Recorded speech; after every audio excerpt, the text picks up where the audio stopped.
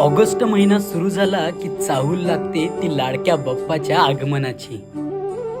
श्रावण महिना म्हणजे सोमवारी सकाळची शाळा असायची. शाळा सुटली की घाई असायची ती म्हणजे कुंभार गल्लीत जाऊन गणपती बाप्पाच्या मूर्ती पाहायची. वर्षे सरली, आयुष्यात खूप काही बदललं, पण बाप्पावरचं प्रेम मात्र अजून तसंच आहे. याआधी शाळेचं दप्तर घेऊन कुंभार गल्लीत फिरायचो आणि आता ऑफिसची बॅग लटकवून फिरतोय.